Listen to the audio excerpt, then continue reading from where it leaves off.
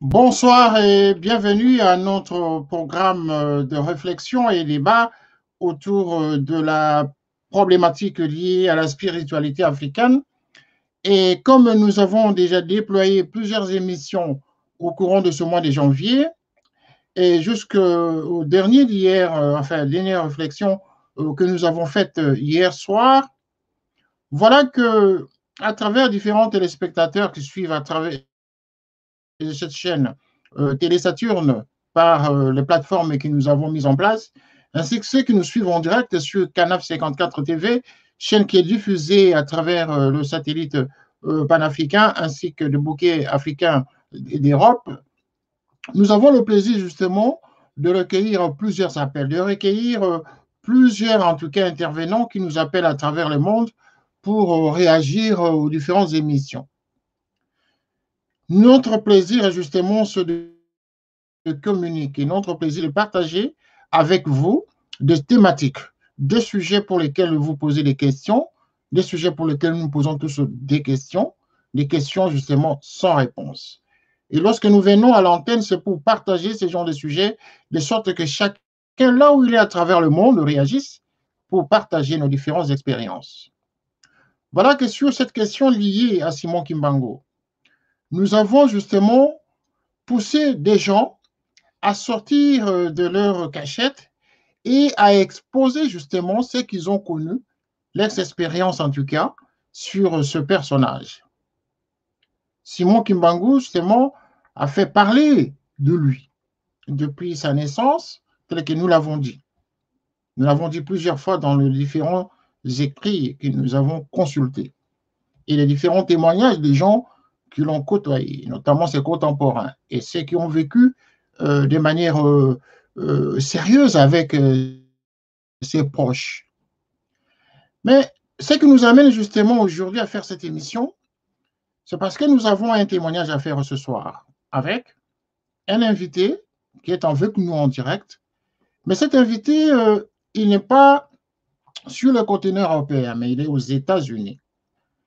Cet homme, c'est un jeune militant, un jeune Congolais, un Congolais, pour ne pas aller à expliquer les choses autrement. Mais c'est un Congolais justement qui a son témoignage. Ce témoignage est très édifiant que lorsque nous sommes en préparant cette émission, en tout cas, nous avons été touchés par son message et son témoignage sur Simon Kimbangu.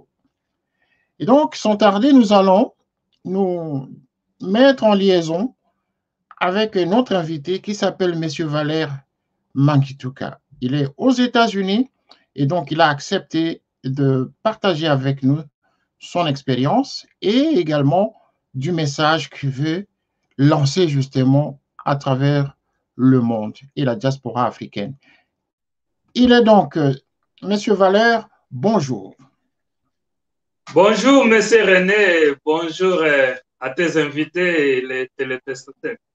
Voilà, Monsieur Mangituka, tel que j'ai planté le décor, je ne sais pas si la présentation que j'ai faite sur vous est correcte, auquel cas nous pouvons continuer l'émission. Et sinon, s'il y a des choses à ajouter, en tout cas, c'est à vous la primeur de compléter ce qui aurait été une omission de ma part par rapport à votre présentation. Merci. À vous autres.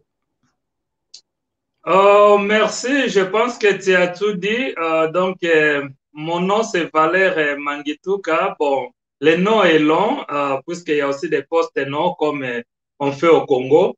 Mais je l'ai coupé juste Valère Mangituka. Je suis aux États-Unis et j'ai la responsabilité de la coordination, donc de présider la coordination de la communauté congolaise des États-Unis. Voilà, c'est ça l'essentiel de ce qui me concerne. En tout cas, d'échanger avec vous. Vous avez suivi Télé Saturne, vous suivez nos programmes en tout cas chaque jour, mais le plaisir a été pour nous justement de discuter avec vous, de partager votre expérience, de partager votre témoignage avec ceux qui suivent justement cette chaîne. Mais pour commencer, Monsieur Valère, vous êtes président de la communauté congolaise aux USA. En quoi consiste cette communauté congolaise? Quels sont les objectifs de cette communauté, Monsieur Valère? Pour commencer. Merci beaucoup pour cette question. Euh, les objectifs de la communauté congolaise des États-Unis en cycle CCUS, c'est pour défendre les intérêts du Congo et du peuple congolais. Nous sommes des activistes et nous défendons les droits de l'homme au Congo en particulier, pour ne pas dire en Afrique. Et nous les défendons devant les autorités politiques américaines, devant les institutions internationales qui siègent ici aux États-Unis, devant les ambassadeurs des différents pays ici aux États-Unis, mais aussi nous défendons les intérêts du peuple congolais, donc les droits de l'homme, aux autorités congolaises. Nous leur rappelons de ce qui est de leur devoir pour le bien de ces peuples de qui ils prétendent être leurs dirigeants. Donc, notre travail, c'est l'advocacy, c'est la plaidoyerie pour les biens et la protection du peuple congolais. Voilà, c'est une organisation en tout cas intéressante pour aider justement les autres Congolais à s'intégrer également aux États-Unis. Mais qu'est-ce qui vous a amené justement pour revenir justement à notre problématique, enfin à notre thématique de ce soir, parce que vous avez lancé récemment un audio qui a circulé en tout cas à travers les différentes plateformes qui sont suivies régulièrement par les Congolais. Votre audio a circulé à travers le monde et également à travers notre chaîne de télévision. Et nous avons été interpellés justement par votre message. La première question, c'est de savoir si vous-même vous étiez kimbanguiste, parce que ce message relié justement concerne l'église kimbanguiste. Est-ce que vous êtes kimbanguiste, M. Valère? Non, je ne suis pas kimbanguiste. Je suis né catholique et grandi catholique. J'ai été séminariste externe à Saint-Jean-Marie-Vianney, derrière le stade du Beme à Kinshasa. Je suis un fils de la paroisse Sainte-Monique à Kimbanzeke et Christ médiateur à Selembao. Et quand je suis sorti du Congo, j'ai aussi fait d'autres églises, comme on le dit, parce que l'église catholique, nous les trouvons à l'étranger en train de dormir. Parfois, ça enlève un peu le goût là d'être encore catholique. Donc, on était parti dans d'autres églises. Et au moment où je parle, je suis membre de l'église des saints des derniers jours. Donc, je ne suis pas kimbanguiste. Vous n'êtes pas kimbanguiste, mais actuellement, vous vous retrouvez aux États-Unis. Et c'est ce qui va nous ramener justement à la thématique de ce jour, de cette émission. Vous êtes catholique et vous n'avez jamais été proche des kimbanguistes. Vous vous retrouvez aujourd'hui aux États-Unis, mais qu'est-ce qui vous rapproche aujourd'hui de la philosophie religieuse ou spirituelle de Simon Kimbangu? Vous avez dit tout à l'heure pendant la préparation de cette émission que vous avez eu des révélations. Et donc, vous avez des témoignages à faire autour de cet homme. Qu'est-ce qu'il en est au juste, M. Valère? Merci beaucoup, M. René.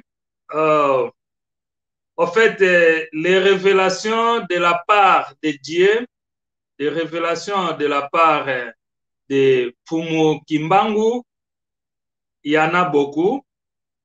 Mais ma vie a été touchée il y a plus de 15 ans maintenant. Quand j'ai eu la première vision, je parle ici d'une vision. Je ne parle pas d'un rêve, quelqu'un qui est en train de dormir et puis il fait les rêves. Je parle d'une vision, c'est-à-dire tu médites, tu lis la parole de Dieu, tu médites ou tu pries, et puis du coup, tu as la sensation que tu as perdu contrôle de tes propres pensées et tu as la sensation que tu es dans un autre monde, je peux dire, et puis l'image t'apparaît d'un homme, donc un homme qui était vêtu des étoiles et un homme qui a eu la couronne royale avec 4 étoiles et tenant dans ses bras un épée qui brillait, qui vibrait et qui s'est présenté comme étant Kimbangu. Alors, je me suis rappelé, je suis congolais, on a entendu parler de Kimbangu. Et il m'a parlé ce qu'il a voulu me dire. Mais ce que je peux dire en ce moment, c'est que c'est dans cette année que cette personnalité, je l'appelle personnalité par rapport au temps là, parce qu'en ce moment ici, je l'appelle autrement, mais puisque je fais allusion au temps là, cette personnalité m'a dit que tu partiras en Amérique. Oh, en fait, ce n'était pas le nom de l'Amérique. Tu partiras dans un pays qui est puissant, développé, où un homme noir va s'élever pour diriger. Et c'était ça le symbole. Et je me rappelle l'année 2008 où je suis arrivé aux États-Unis, 7 mois avant, et il m'a encore précisé que tu dois arriver avant les élections. Tes pieds doivent toucher les sols de ces pays avant les élections pour confirmer un symbole que ce noir gagnera. Et voilà comment il m'a aidé dans les démarches. Je te dis que je n'ai jamais payé un franc CFA puisque cela s'est passé en République gabonaise et je n'ai payé aucun franc CFA pour que je sois en Amérique. Je suis en Amérique. Ce sont les agences qui m'ont fait voyager et voilà. Donc, ça, c'est les premiers signes que je peux dire. Et donc, vous êtes arrivé aux États-Unis, mais Simon Kimbangu ne vous a pas lâché parce qu'il a encore réapparu en vous lorsque vous avez eu à vivre certains moments difficiles de votre vie. Est-ce que vous pouvez nous en dire un peu plus là-dessus pour l'intérêt de ceux qui suivent cette émission? Oui, que Fumu Kimbangu m'aide à partager ce que je n'ai jamais partagé avec les gens, surtout dans les médias. Il y a eu beaucoup de choses qui est arrivées dans ma vie en Amérique, mais une des grandes, inoubliables, ce que nous appelons le temps s'arrête. Je l'ai vu quand le temps s'est arrêté dans ma vie. C'était quand ma femme était morte. Donc, c'était en décembre 2016. Le temps que nous, les activistes, on s'est concentré sur le problème du Congo pour qu'il y ait des élections libres et transparentes au Congo, eh bien, je suis retourné la nuit chez moi et j'ai trouvé ma femme en train de dormir et je n'ai pas voulu déranger ma femme, alors que ma femme était morte. Alors, je me suis réveillé le matin vers 5 heures. Oui, je pense bien, je voulais aller au travail. C'est comme ça que je vois que ma femme ne répond pas. Et son langue était sortie dehors, les yeux étaient déjà partis tourner. Et puis, j'ai appelé les urgences. Et les urgences sont venues et ils ont essayé de réanimer près d'1 heure du temps. Mais ma femme était déjà morte. Et donc, de là, la police était venue, on me posait beaucoup de questions. Vous savez, l'Amérique. Voilà, donc ta femme est morte, ils doivent chercher des drogues à la maison et beaucoup de choses et poser beaucoup de questions. Et c'est un policier anglais et il a compris que j'avais l'accent français. Donc, il a dit, OK, on appelle d'autres policiers qui parlent français. Et les policiers francophones sont venus, on a encore continué les investigations sur moi. Et donc, c'est comme ça que le moment était parti, il devait amener ma femme, et le corps de ma femme et le mettre dans le morgue. Et c'est là où il y a eu un grand esprit qui est descendu à moi, qui m'a parlé que c'était le temps de prier. Et sans rien discuter, j'ai directement dit aux policiers, il est temps de prier, vous me laissez prier. Et les policiers aussi, avec le respect et la déontologie que je peux dire, ils m'ont laissé même l'espace de prier. Et je me suis agenouillé et j'ai prié. Et quand je me suis levé, quand j'ai dit Amen, et ma femme a repris la vie. Et c'est comme ça que les urgences, le personnel médical qui était avec ma femme dans notre chambre ont commencé à crier qu'elle est de retour, qu'elle est de retour, qu'elle est de retour. Alors, c'est là où elle devait déchirer leur certificat de décès qui devait conduire le corps de ma femme dans leur mort. Et voilà, ça c'est une chose qui est venue dans ma vie. Et les docteurs ont fait leur pronostic à l'hôpital qu'elle ne devait pas retourner normale. Elle devait passer 6 mois à l'hôpital et puis elles ne savent pas. Il y avait beaucoup de pronostics, je peux dire. Donc voilà que à chaque fois il disait cela. Moi, je me rappelais de l'esprit là de Dieu qui m'a saisi à prier.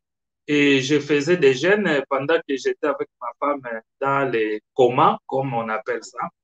Et le miracle est que sur 6 mois que les docteurs avaient prononcé, ma femme n'avait fait que 2 semaines.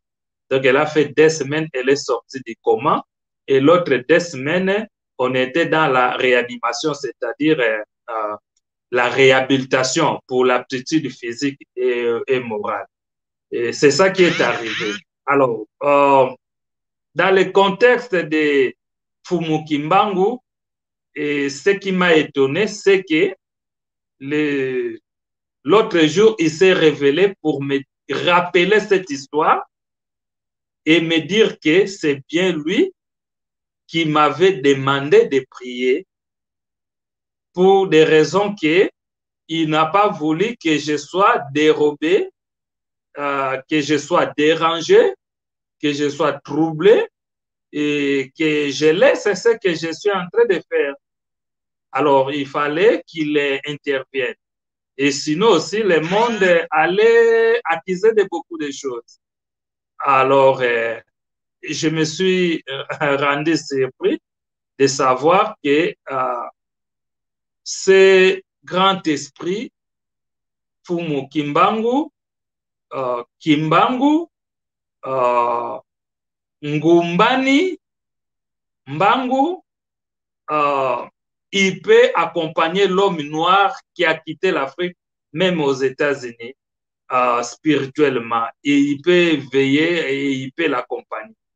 Et c'est là où que je me suis troublé et je me suis saisi de cette puissance et grand esprit qui veille sur l'homme noir partout où il est. Voilà ce que je peux dire à ce stade-là. Donc, aujourd'hui, vous n'êtes pas, comme vous l'avez déjà dit à l'introduction de cette émission, que vous n'étiez pas kimbanguiste, rien de cela, mais que vous voulez justement manifester votre volonté de contribuer à certaines œuvres auprès de l'Église kimbanguiste. Comment vous est venue l'idée justement de lancer ce message audio justement pour la collecte de fonds et ces collectes de fonds devaient être destinées justement à la construction des activités au niveau de Nkamba. Qu'est-ce qui vous a motivé? Est-ce que c'est Kimbangu qui vous a encore révélé sa présence justement pour que vous alliez un peu plus loin dans la démarche qui vous a assignée? Oui, merci beaucoup encore pour ça. Comme tu peux le voir, c'est difficile d'imaginer une telle action, tu vas commencer comment? Et c'est bien lui, le grand esprit qui veille sur l'homme noir partout où il est, Kimbangu, qui s'est révélé à moi le matin du 2 janvier 2021. Et il m'a dit, d'abord moi j'ai compris ça d'une manière personnelle. Il m'a dit, nous sommes entrés en 2021. Tu dois aller donner ton offrande en Kamba. OK? Et moi, je dis, il n'y a pas de problème. Mais moi, partir en Kamba, ah, ah, nous les activistes, partir en Kamba, ça c'est ma mort à l'aéroport d'Engile.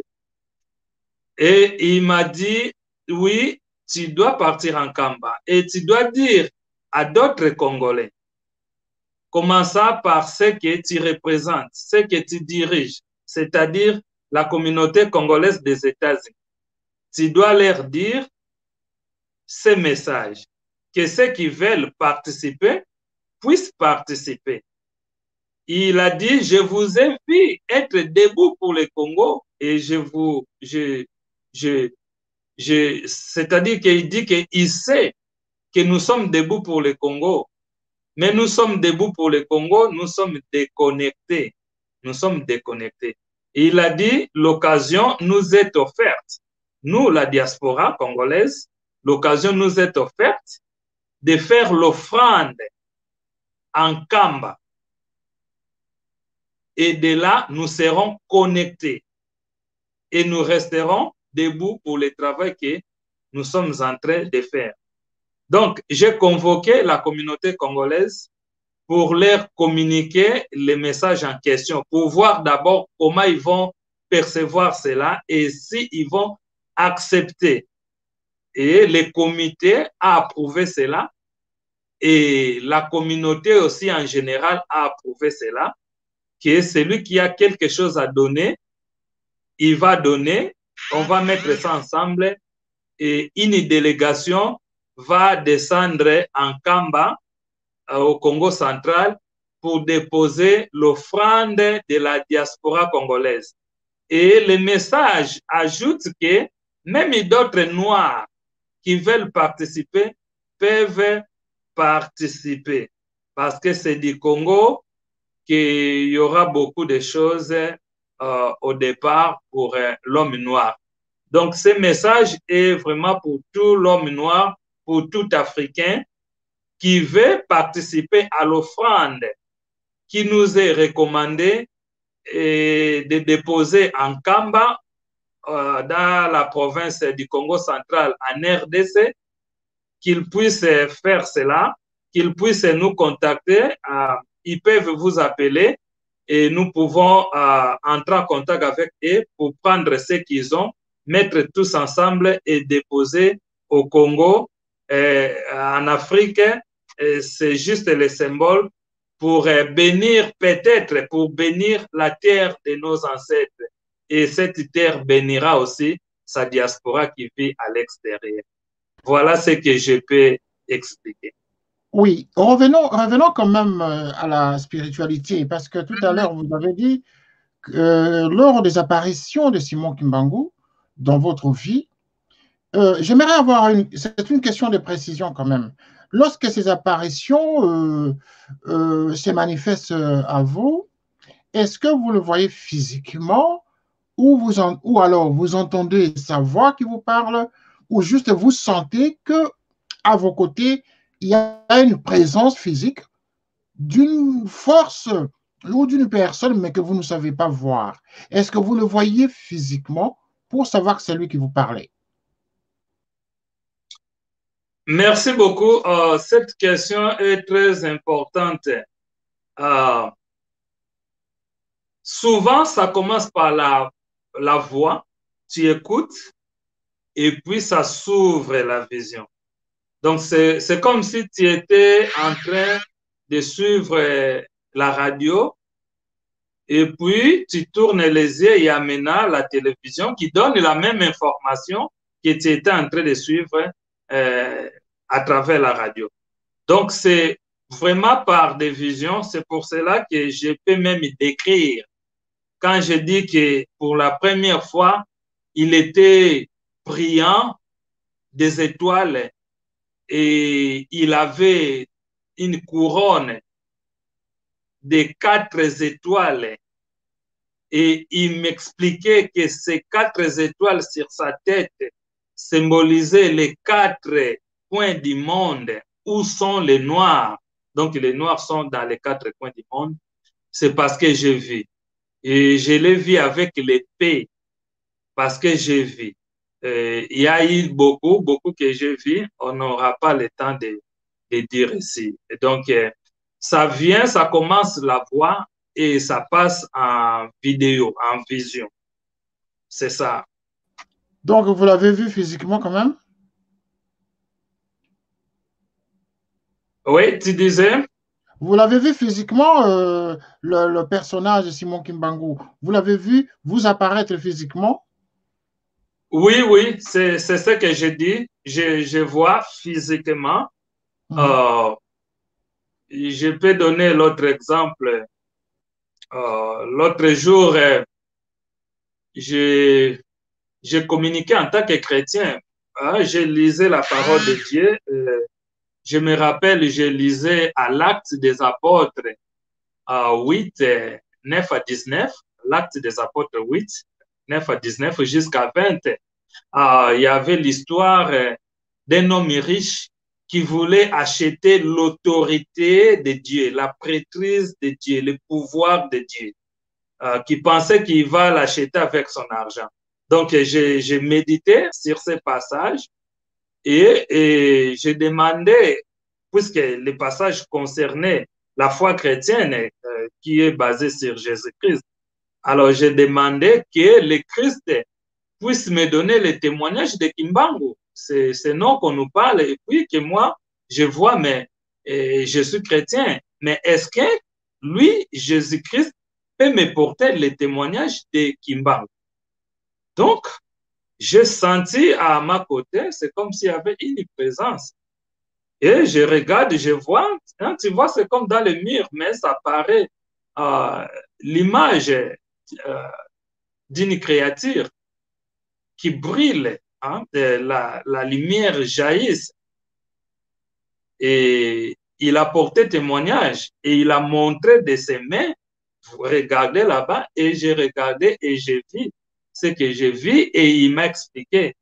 Donc, si je n'avais pas vu, je ne peux pas détailler.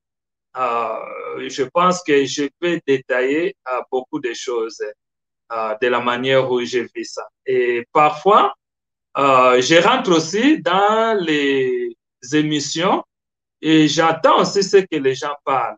Et il m'arrive des fois de dire oui, ce que cet homme dit est vrai, c'est ce que j'avais vu. Donc, c'est ça. Si je n'avais pas vu, je ne peux pas décrire. C'est ça, en fait. Merci. Alors, lorsque vous suivez nos émissions, vous regardez que la thématique que nous développons à travers nos médias ici concerne la problématique justement de savoir si Simon Kimbangu était Dieu ou prophète. Auquel cas, s'il était prophète, alors c'est le prophète africain ou Dieu africain.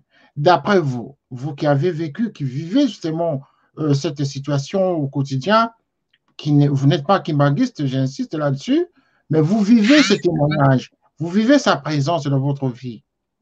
D'après vous, est-ce que Kimbangu, Simon Kimbangu dont on parle, est-ce que c'est lui Dieu? Qu'est-ce qu'il vous a dit au juste? Et puis, qu'est-ce que vous en pensez en tant qu'intellectuel? Est-ce que le Simon Kimbangu dont on parle, c'est lui le Dieu Tout-Puissant, le Dieu créateur, ou autre chose? Merci beaucoup. Je bénis d'abord Dieu Tout-Puissant, puisqu'il m'a donné cette permission. Je ne m'attendais pas à avoir cette permission pour répondre à cette question. Il m'a dit de vous dire et de témoigner. Kimbangu c'est un code dédié pour l'homme noir.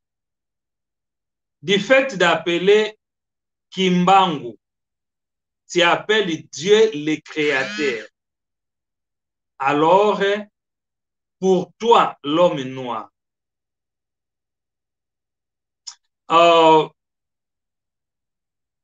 il me donne une invitation à partager avec ceux qui vont nous suivre. C'est que les moyens les plus fiables pour vous qui sont en train de nous suivre, c'est de demander à votre croyance. C'est-à-dire, si tu es chrétien, tu pries Jésus-Christ.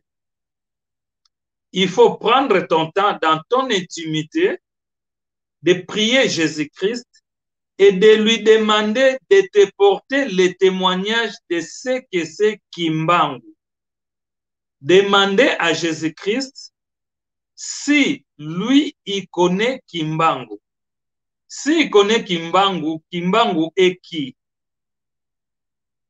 Et si vous recevez la réponse, peut-être même la vision audio, c'est-à-dire vidéo, que le Christ pourra vous montrer, alors appelez même le frère René dans les médias, comme ça,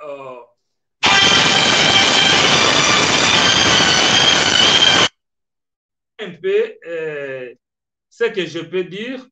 Je dis que Kimbangu, c'est le code.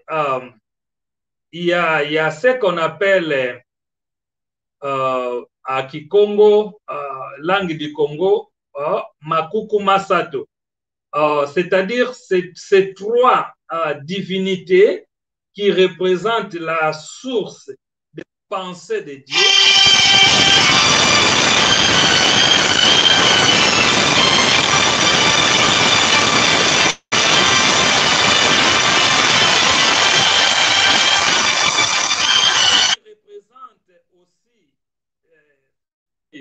Venant visiter les hommes, c'est au centre de ces trois divinités de Dieu que siègent les rayons là, les croisements là, le centre de gravité là, que siège alors la divinité Kimbangu. Donc, quand les gens l'appellent, ils appellent au code de Dieu. Et ce code est réservé pour l'homme noir. C'est réservé pour l'homme noir. Le code de Dieu pour l'homme noir.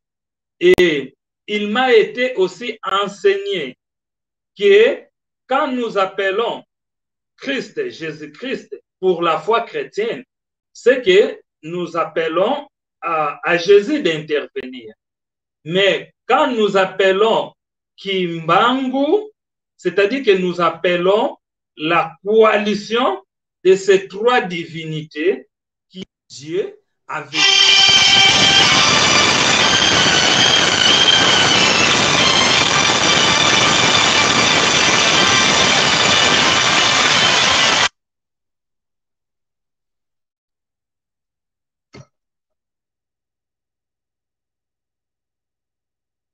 Voilà un peu. Voilà, nous avons été dérangés par ces différentes perturbations en tout cas, mais néanmoins, la plupart des gens ont suivi, ceux qui nous suivent pour le moment. Ça, c'est une émission que nous avons préparée de manière spontanée en tout cas. Nous n'avons pas eu le temps d'en faire une grande préparation parce que M. Mangituka, que vous suivez pour le moment, il est aux États-Unis et suite aux différentes émissions que nous avons faites sur la problématique de Kimbangu, s'il était Dieu ou prophète africain, voilà, lui, il a réagi. Mais je précise que M. Mangituka, que vous suivez, il est président de la communauté congolaise aux États-Unis, il est intellectuel, il n'est pas kimbanguiste. C'est surtout ce point qui m'attire le plus parce qu'il n'est pas kimbanguiste, il n'est pas proche des kimbanguistes, il est même mormon. Il est dans l'église mormon. Mais c'est là la mission, justement, qu'il a reçue de la part de Simon Kimbangu, qu'il a envoyé dans cette communauté des Mormons. Messieurs, pouvez-vous préciser comment Kimbangu peut-il vous envoyer dans une autre obédience de croyance que de rester dans son obédience des kimbanguistes? Est-ce qu'il y a eu un message à ce sujet? Pourquoi vous vous retrouvez chez les Mormons que de le suivre lui avec ses fidèles? J'ai perdu un peu de volume à cause des appels qui rentrent et qui sortent. Je cherche un peu.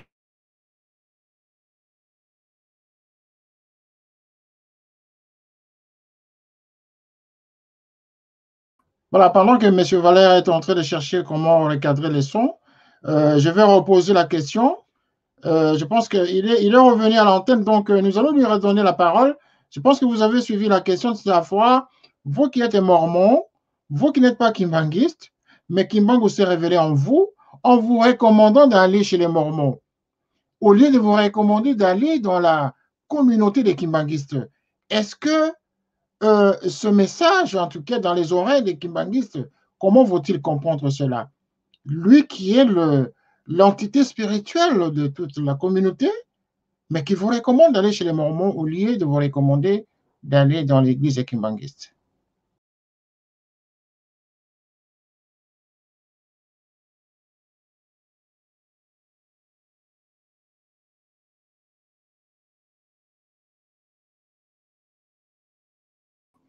Nous vous avons perdu, messieurs, nous vous avons carrément perdu, nous n'avons plus le son. C'est dommage que nous avons perdu le son de M. Valère Mangituka. Nous allons essayer de le reconnecter encore. Oui, je disais que les choses de Dieu ont un secret et c'est parfois différent des choses physiques de la terre. Pour bien comprendre les choses de Dieu, il faut aimer ça et après tu vas bien comprendre ça. Et la différence c'est que sur la terre, dans notre vie, pour bien comprendre la personne, nous ne commençons pas à aimer d'abord la personne, nous commençons à comprendre la personne avant de l'aimer. Donc, à ce qui concerne les choses de Dieu, les gens doivent d'abord l'aimer et ensuite ils vont bien les comprendre. Et il y a une chose aussi que Fumu Kimbangu a dit, il n'est pas religion, lui n'est pas une religion. Hein? Il n'est pas une religion. Lui, il est une spiritualité.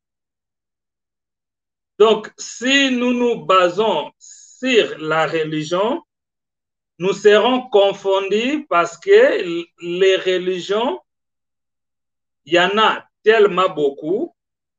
Et les religions, c'est plus l'homme, la philosophie et l'intelligence de l'homme, tandis que la spiritualité, c'est la révélation, c'est la lumière qui guide, et la spiritualité, c'est l'unité. Je sais une chose, que beaucoup de nous, nous sommes nés de mères. Nous avons fait 9 mois dans le ventre de nos mères. Il y a eu un Dieu qui s'est communiqué avec nous et il nous a créés et nous a donné notre souffle de vie. Donc, nous sommes venus par nos parents sont venus par leurs parents et nos parents sont venus par leurs ancêtres. Donc, si nous voulons bien servir Dieu, je pense que en commençant à chercher ce Dieu qui nous a créés dans le ventre de nos mères et nous a fait sortir en nous donnant le souffle de vie, je pense que nous ne serons pas confondus. Parce que dans ce ministère, il y a maintenant la spiritualité. C'est pour cela que Kimbangu a dit, il est dans la spiritualité, il n'est pas dans la religion.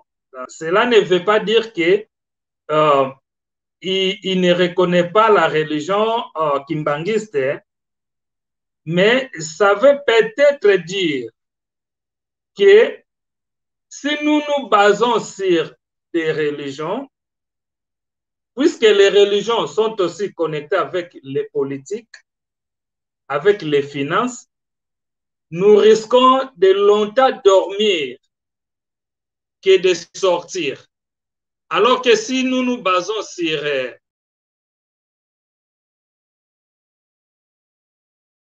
Voilà, nous sommes interrompus. Nous avons perdu M. Mangituka, mais néanmoins, vous avez compris l'essentiel donc de son message, l'essentiel de son témoignage. Vous voyez, c'est un Congolais qui a réagi suite aux différentes émissions que nous faisons ici sur Canal 54 TV, ainsi que sur la plateforme des télé Saturne, justement dans nos différents médias ici dans notre espace, donc planète et Saturne. Voilà, c'est une émission justement qui suscite beaucoup d'attention, beaucoup de réactions. Nous avons beaucoup de gens qui nous écrivent là, mais bon, comme nous sommes déjà arrivés à la fin de l'émission, je ne saurais pas lire maintenant parce que nous sommes en train de nous lutter pour retrouver M. Mangituka qui est revenu à l'antenne.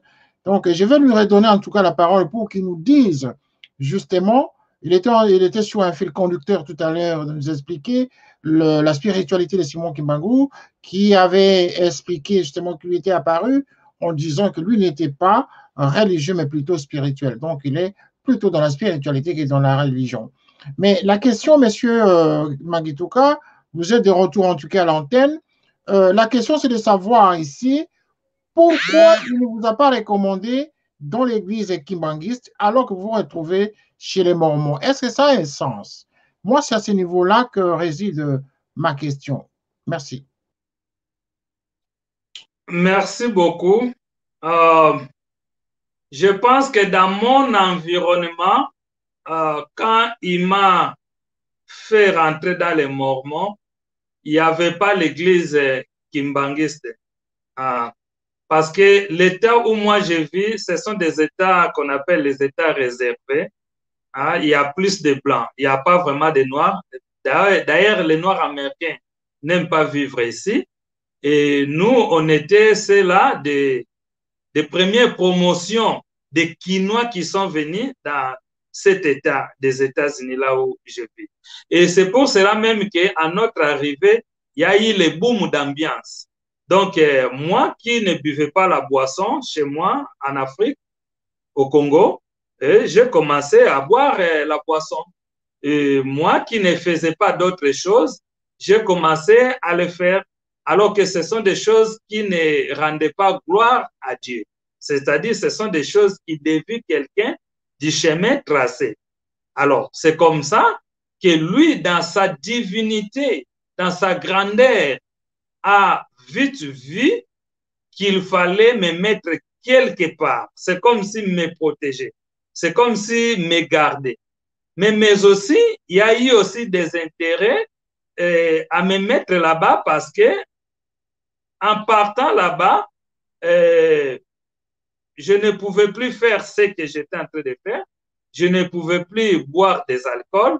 Je ne pouvais plus continuer à avoir des copines, tu vois. Donc, il m'a protégé. Et il sait pourquoi il a fait ça. Et je pense que quand il m'a expliqué, j'ai vite compris qu'il avait raison. Parce qu'on était déjà dans l'ambiance, on organisait des fêtes chaque week-end. On appelait ça à l'occasion de rien. Si tu cherches un quinois, parce que je dis que nous étions des 3 premières promotions de quinois qui sont venus dans notre État. Un quinois dans notre État, il va te dire l'époque là, on organisait des fêtes et on appelait ça l'occasion de rien. Alors on faisait tout là-bas. Alors c'était un peu comme la porte d'entrée de Sodome et Gomorrhe. Et Fumu Kimbangu s'est décidé de m'orienter autrement, au fait, pour m'enlever un peu de l'environnement qui pouvait me détruire. Donc voilà les explications que j'ai eues après de la part de ces révélations. Et vous-même aujourd'hui, oui, bon, je comprends que vous êtes toujours mormon, mais Simon Kimbangu ne vous a pas encore recommandé de quitter cette assemblée. Et comment vous vivez cette vie de Simon Kimbangu qui apparaît en vous, qui vous recommande les choses, mais que vous êtes dans une congrégation qui ne répond pas à la vision que les disciples ont établie au nom de Simon Kimbangu. Comment vous vivez ce paradoxe-là?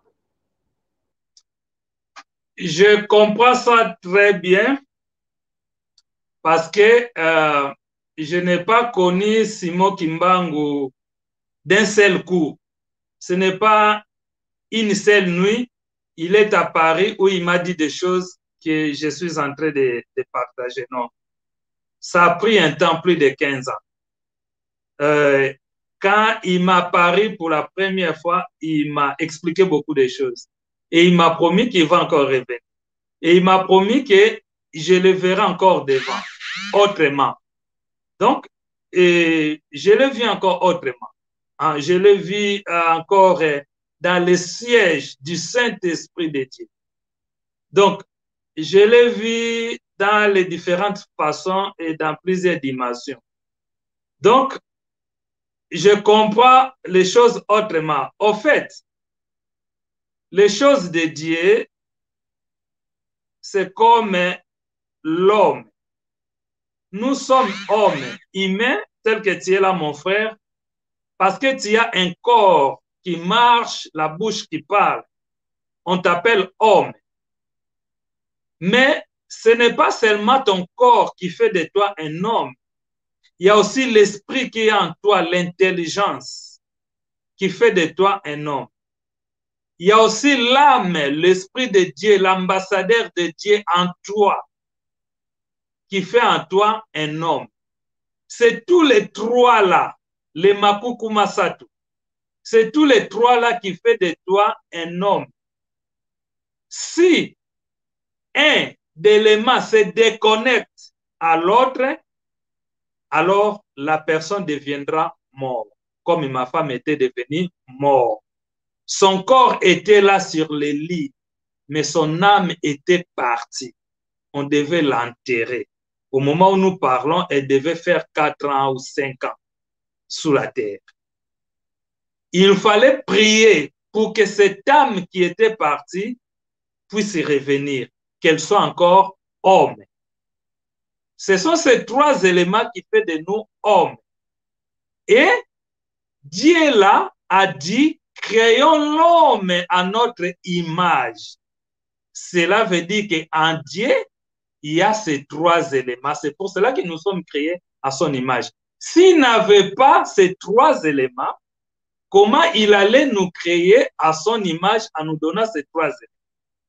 Il en a ces trois. Donc, à partir de ce moment-là, que vient l'unité de Dieu. L'unité dans la diversité des choses. Et c'est pour cela que quand il choisit les gens, il leur donne les missions qui sont différentes de l'un à l'autre. Parce qu'il est Dieu. Je comprends aussi les ministères qu'il peut donner aux gens. Et il y a aussi une chose qu'il faut savoir.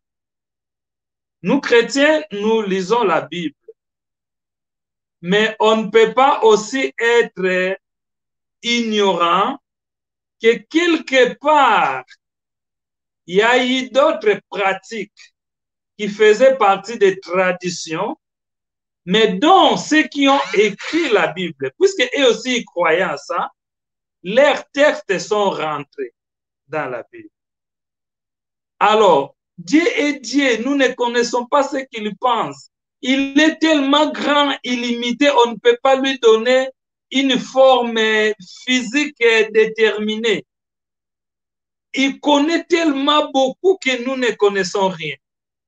C'est ça qui peut faire qu'il y ait encore ces ministères, différents ministères des églises et des religions. Mais si nous saisissons l'essentiel, c'est de faire du bien, d'avoir l'amour du prochain, je pense que nous allons nous approcher de lui.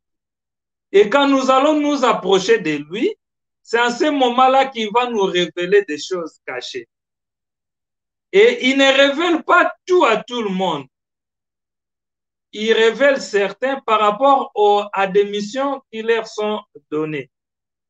Donc, j'étais devenu mormon. Oui, il y a l'église kimbangiste aux États-Unis, mais je ne les vois pas vraiment là où ils peuvent siéger. Dans chaque État, c'est difficile. Mais Kimbangu a dit que ce n'est pas d'abord la religion qui compte à lui. Il n'est pas religion. Il est spirituel. Il est Dieu dans sa grandeur. Donc, si je lui limite en termes de religion, je risque de perdre. Parce qu'en fait, la spiritualité te révèle des choses cachées parce que tu es franchi. Et la religion te fait lire les Écritures que tu peux bien comprendre, peut-être aussi vérifier. Donc, c'est un peu ça. Je sais que un jour, je vais retourner au Congo. Et je sais que j'irai visiter mes frères et sœurs qui prient dans l'église kimbangiste. Et nous allons célébrer l'œuvre de Dieu sur l'homme noir. Donc, c'est ça, au fait, qui a fait la jalousie à l'homme blanc pour que ce Kimbangu soit arrêté. Et malgré qu'il était arrêté, il a démontré qu'il n'était pas un homme physique, mais il était en mission à un homme physique.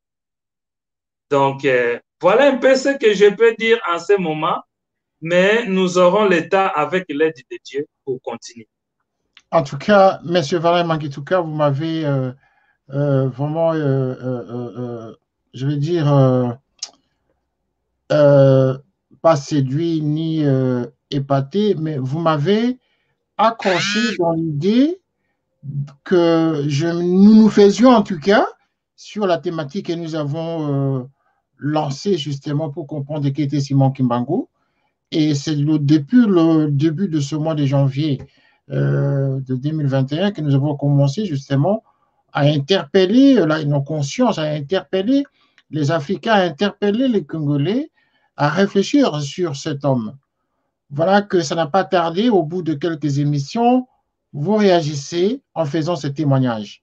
Et je le répète encore une fois, vous qui n'êtes pas kimbanguiste, mais Kimbangu vous assiste, Kimbangu a fait des miracles en vous, Kimbangu a fait des miracles dans votre famille.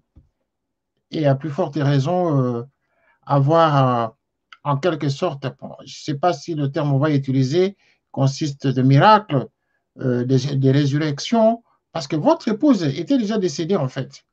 Et lorsque vous tournez, vous tournez les yeux vers lui, et votre femme se réveille, alors que les braquards sont là, non mais attendez, je ne sais pas si je suis en train de comprendre ce que vous voulez dire, mais oui, je comprends ce que vous voulez dire. En tout cas, c'est très fort votre témoignage ce soir. Alors, avant de terminer notre émission, parce que nous sommes à la fin, M. Mangituka, revenons à la question de votre audio sur la collecte des fonds et nous allons terminer donc cette émission. Merci. Merci beaucoup.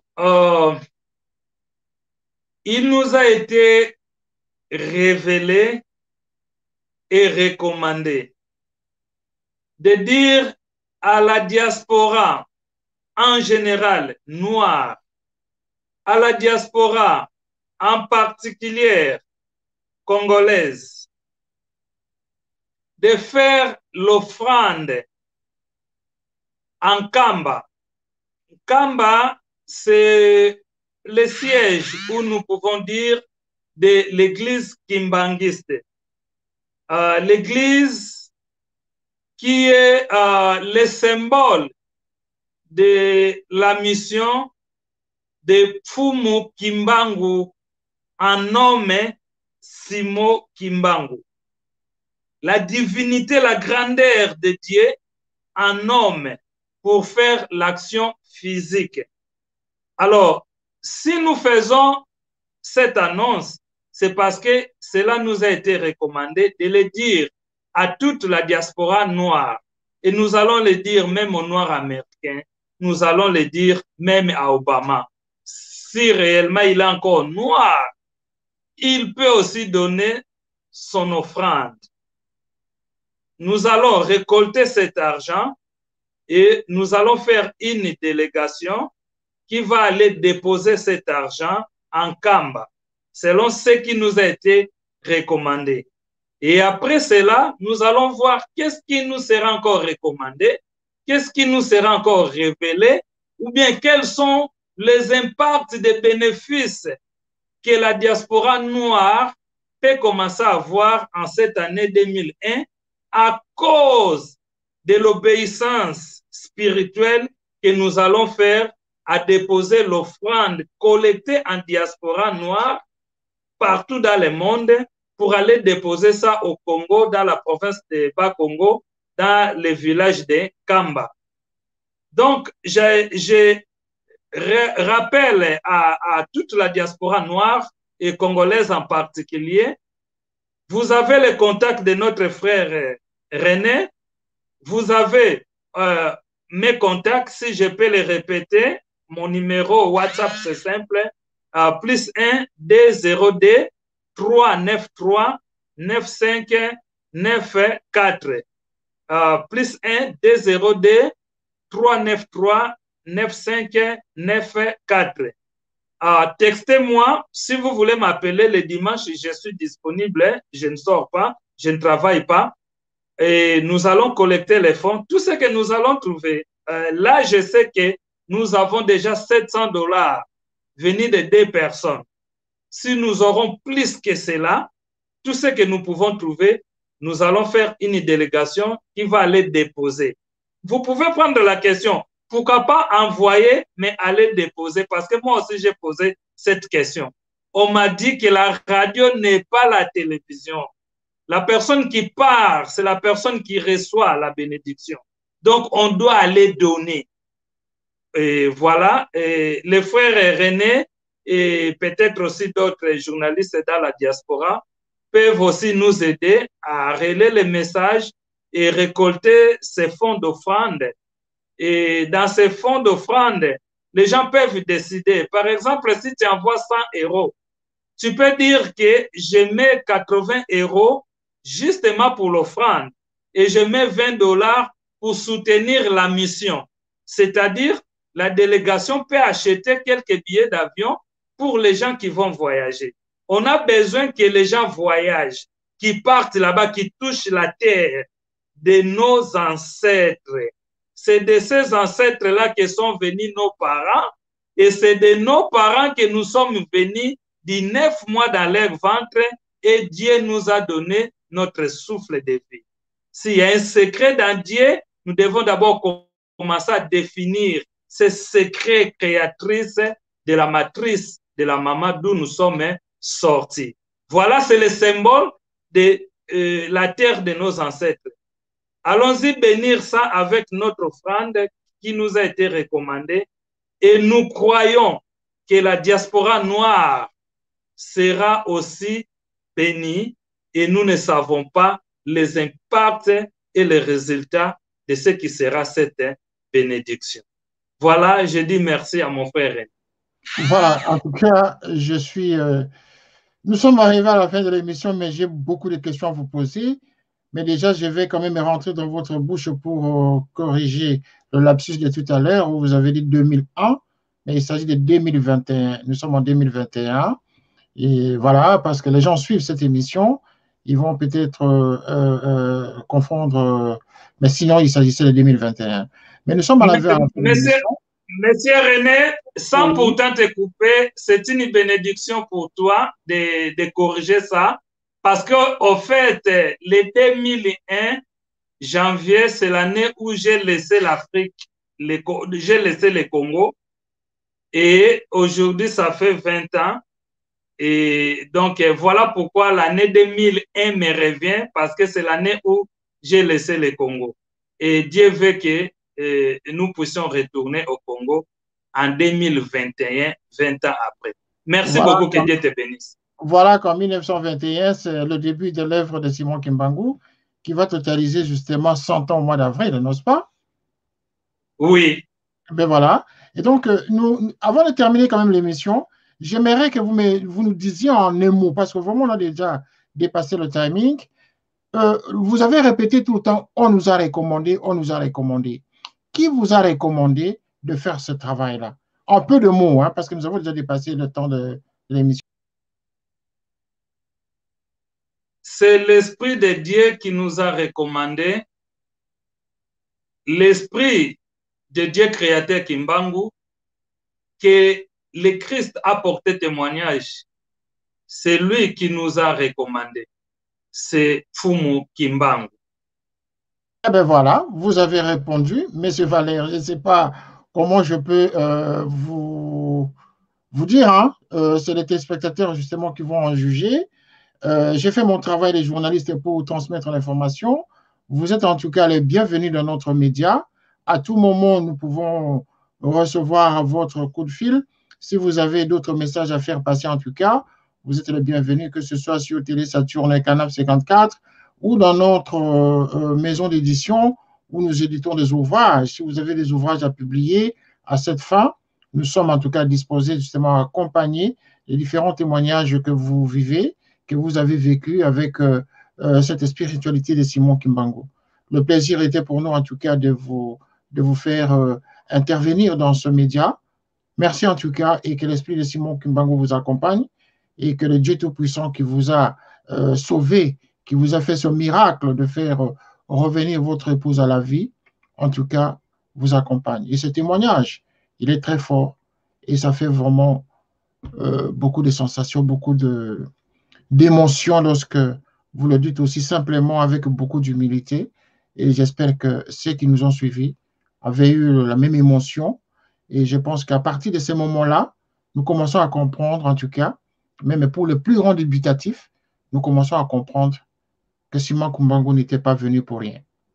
Parce que je le répète, vous n'êtes pas kimbanguiste, vous n'avez jamais été dans l'environnement des kimbanguistes, mais voilà, vous êtes très loin aux États-Unis, mais Kimbangu fait des miracles dans votre vie. Merci, M. Valère, d'avoir été avec nous ce soir, et à tout moment, vous êtes le nôtre. Merci d'être vraiment... je ne sais pas comment je peux vous remercier tout le temps, mais en tout cas, que Dieu vous garde là où vous êtes. Merci beaucoup. Au revoir et à très bientôt. Merci beaucoup. C'est moi qui te remercie. Au revoir. Canal 54 TV, la première chaîne généraliste culturelle et d'information de l'Afrique vers le monde. Canal 54, Canal 54, Canal 54, Canal TV.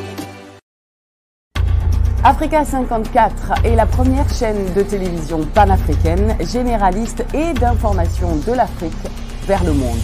Chaque pays africain devrait avoir un représentant œuvrant en son sein afin de permettre l'éclosion des talents, pouvant également jouer de pont avec nos pays respectifs. Bref, nous sommes panafricanistes au sens absolu du terme.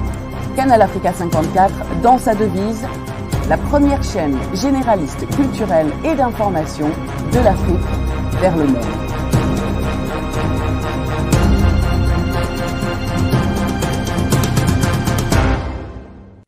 Canal Africa 54 will give to Africans and Afro-Caribbean what they have long been waiting for, expression of their own voice alongside the Western media and elsewhere in the globe. We aim to make the channel professional, sophisticated, contemporary. This channel will offer to viewers a unique experience in digital broadcasting. Our broadcasting and creative departments are dedicated towards having a constant flow of interesting and exciting programs.